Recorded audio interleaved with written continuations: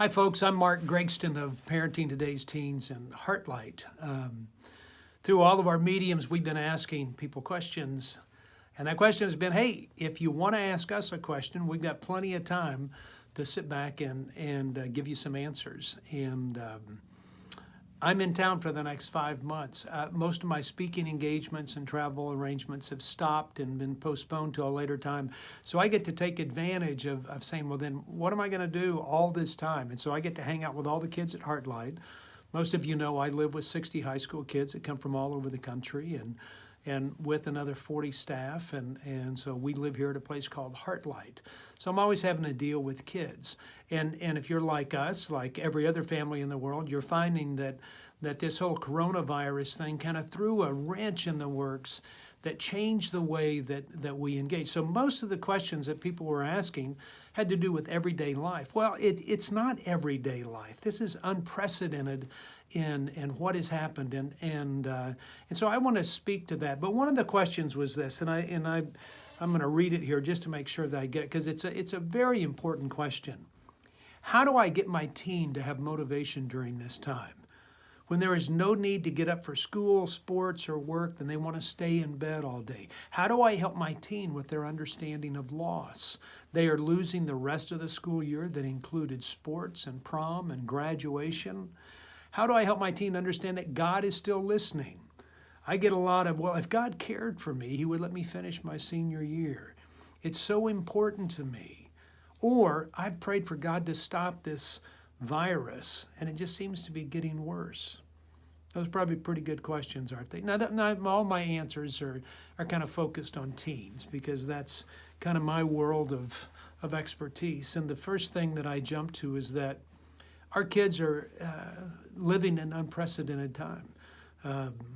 I can't remember any other time other than when a president got assassinated, or there was a flu in a particular area, school area, that somebody got out of school for a few days. And I grew up in New Orleans where we had hurricanes, and of course we'd get out for a week or a couple of weeks. And we lost our home in a tornado once, and so we didn't have to go to school for a week. But never like this. I mean, when you begin to think about it, now kids are really out of school for the rest of the year, and so they're going to have a 5-month summer, which means a lot of time of them being at home with you.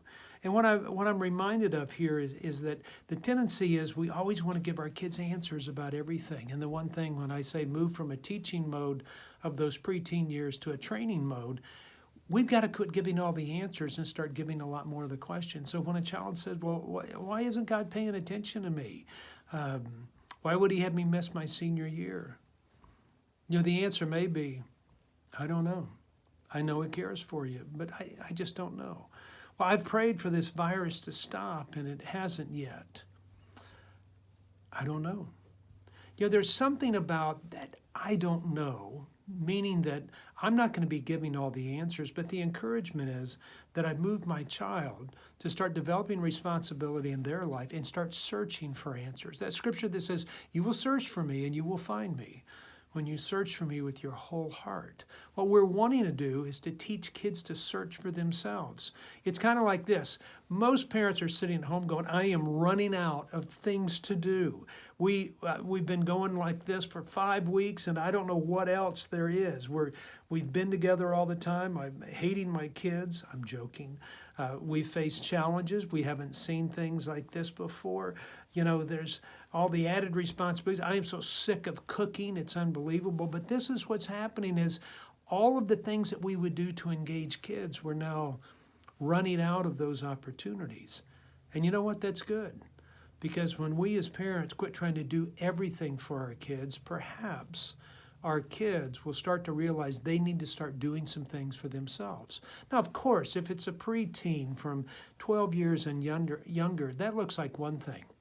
But for those kids that are 13 and older, we want them to start assuming responsibilities for their life. We want them to start engaging differently. And you and I have that opportunity. So there's 2 things that are happening. You've been praying for opportunities to spend more time with your kids. Now you have it. Now you're praying that they would go back to school because you're tired of spending time with your kids. Well, that's not going to happen. And because you're running out of resources in one sense to always entertain them, or you aren't able to do the things you've always been doing with your kids, now maybe it's time to help them start taking care of themselves and developing more responsibility for their own life. And so my question, or really my answer to people is, we need to create a relational atmosphere for that to happen.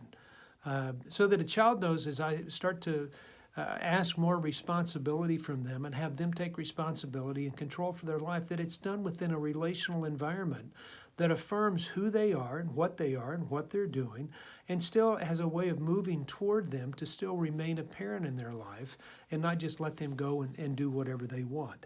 So the first thing I would tell you is this. You've got another 6 weeks to go before school's out. So you need to establish some expectations now of what you want. You've been out for 5 or 6 weeks. You've got another 5 or 6 weeks of school. So I would say that's one of the number one expectations. It's going to be this. We're going to finish our schoolwork in 6 weeks. And so it's spending so many hours a day to do that you're the teacher, probably more so than the mom or the dad, but you're the teacher to help them get through it. And you're going to crack the whip. And that's just understood. Once we get out of the way, it's over with. We're done. We don't have to go through and do this all summer. The second thing is, when the summer does come, I want you to get a job. There's something about work that helps a child understand about authority from somebody else. They learn to serve somebody else. They learn the value of a dollar, which is so important. I mean, the number one thing that we ought to be training our kids for, that they will be challenged for when they get married one day, is finances. And the earlier we can start, the better we'll be. I remember my granddaughter, who's now 19. When she was 16, she got her first paycheck.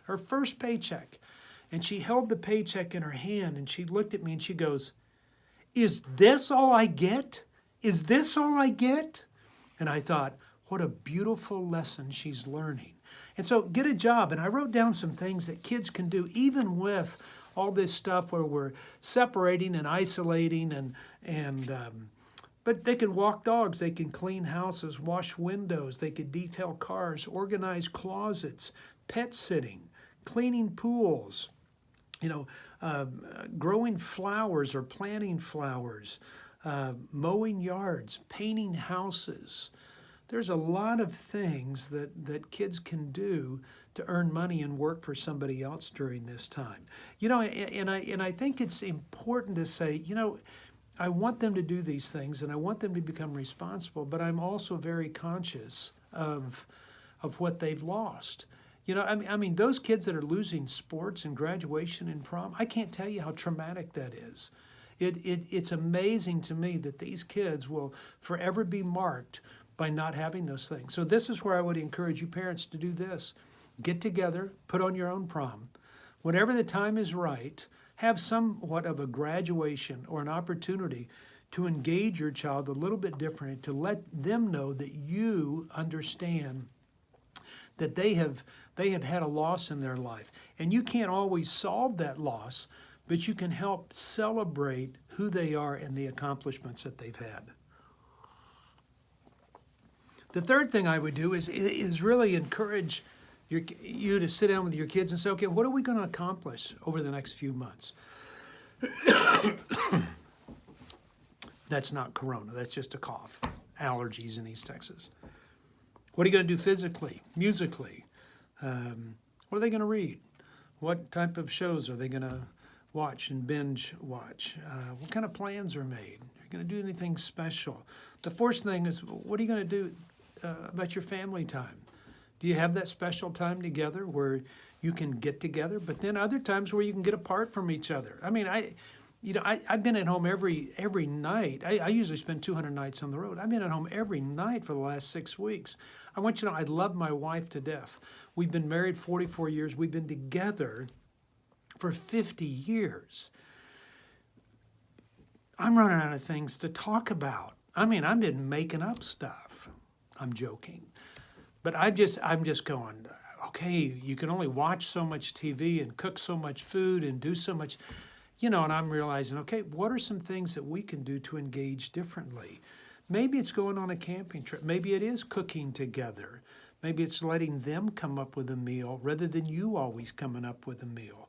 That binge watching of certain shows on TV may be a great thing, a great opportunity for you all to get together and you stay up till 2 or 3 o'clock in the morning. And then you sleep in the next morning as well as your kids. It may be that you go play paintball, you run, you jog, you do volunteer work for somebody else and give them the opportunity, your kids the opportunity to be involved and engaged in the life of somebody else. It becomes important during this time that you create this relational atmosphere, but one that is transferring responsibility to them and letting them be responsible for themselves so that you don't have to carry the burden of always entertaining, always cooking, always cleaning, always, because you're going to wear yourself out as a parent and you're going to go crazy if you haven't already done so already. Let them take some of it. It's a perfect opportunity. Figure out more time to spend together. This becomes important. Learn to relax, to stop. Moms, it's okay for you to say this. Everybody fend for yourself tonight. I'm not cooking a thing. The other thing would be learn to laugh. Do something where you get to sit around and laugh. Tell stories or something. Have discussions about disrespect, dishonesty, or disobedience. And just say this, hey, what would it look like for somebody to be dishonest within our family? What do you think it would feel like to have somebody be disobedient when you've told them something? Hey, when was the last time you've lied? When was the last time you didn't tell the truth? When's the last? And everybody share. Because there's something about that. And the lesson to learn here is that disrespect, disobedience, and dishonesty has an amazing way of ruining relationships. And so spend some time talking. Take advantage of the time that you have. Because I guarantee you this, we will all one day say this, I'm going to miss this. And I'll tell you, you're going to miss it. You'll miss the opportunity you have with your kids. And you'll go, God, I wish we had that time that we used to have. So take advantage of it. And for you as a mom or dad, I would tell you this, engage differently. Just engage differently. Relax a little bit. You don't have to be so intense all the time. Set days for everybody to sleep in. You don't have to have every minute filled with some kind of activity. Let them kind of slow down a little bit. Now don't let them go overboard and watch 24 hours of movies and then they jump from there to video games and they play all that. And they ignore and don't talk to anybody. I'm not saying that. What I'm saying is you develop some kind of structure where kids know the expectations and you start lining those out and then you relax with that because you've lined the expectations out. Let them stay up a little bit later, but don't let them get out of the responsibilities that you've all agreed to that they would take. And then reward them for fulfilling those responsibilities. Monetarily, extra whatever they want, either time on a video game or more gas in the car or you'll continue to pay for their cell phone as long as they complete these responsibilities. And here's a couple of things I would tell mom and dad. Hey, Dad, while your child's at home and you're spending all this time together, don't try to fix them all the time. You and I have this ability to want to fix things all the time. Somebody comes to me and they say, I have a problem. I go, well, I've got the answer. I'm going to give it to you right now. And within 15 minutes, it's over with. It's kind of like you got to do it my way. Well, you know what? I don't want everybody to do it my way anymore when I have a teen. I want them to figure out how they can do it. So I'm not going to fix them. They're not going to be fixed this side of heaven. But the opportunity to say, you know what? I'm not going to fix them. I'm just going to continue the discussion. We get this idea that every 15 minutes when our discussions are over, we've got to have the answer to give somebody rather than thinking that this discussion that you're having with your teens is going to last the rest of your life. It's just the same discussion. It's just about different topics and at different times and in different places.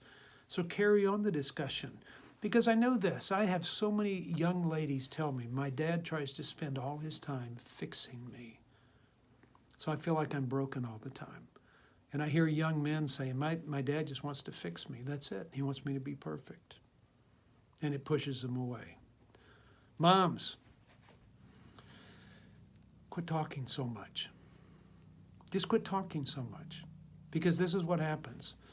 It's like me watching Fox News or anything else that's intense and rapid, and I'm kind of an ADD kind of guy. But I get tired and worn out. There's so much information that's bombarding me that I got to quit. I got to quit. I got to turn it off. And what happens when moms have this amazing way, and grandmas too, have this amazing way of just throwing out more information, more information. Well, our kids are getting so much information, they're turning you off. And every man that's watching this video right now knows this, that any one of you women, any one of you possesses more wisdom than all the men watching this right now. And if your kids cut you off because you're just dumping information all the time and not wisdom, they will never hear the wisdom that you possess that they greatly need. So know your position. It's a little bit different. It's easy to share information the first 12 years of their life. What they want now is wisdom. Scripture says that even a fool appears wise when he keeps his mouth shut. Because what you're wanting to do is draw your kids to you. You know why you're worn out, moms and dads? It's because you're spending all your time trying to figure out how to get to your kids. And when they move into the teen years, the goal now is to get them to come to you. What are you doing to draw them to you? And what you have to do is stop fixing them, stop talking, stop giving all the answers all the time, stop controlling them, stop taking responsibility, transfer those things to them. And then what you'll find is that the Christian life is taught well during those early years, but it is caught during the teen years. And when you create an atmosphere that's relational, you talk about things, you take advantage of your time, you set the expectations. I think what you begin to realize is you're creating a home of rest. You're creating a place of relationship. And you are creating a home that demands that everybody become responsible. Rest, relationship, and responsibility. Those are 3 keys that you need in your home. Now, do this. Keep washing your hands. Don't touch your face. Don't touch somebody else's face. Isolate yourself. Make sure you have a good stash of toilet paper somewhere in case it all falls apart one day and we can't get toilet paper. Do all those things. Isolate. Love on people from a distance.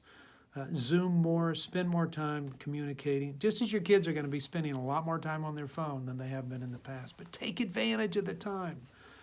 And I guarantee you this, God's going to use you in a mighty way during this challenging time that can be one of the greatest opportunities your family has had in a long time.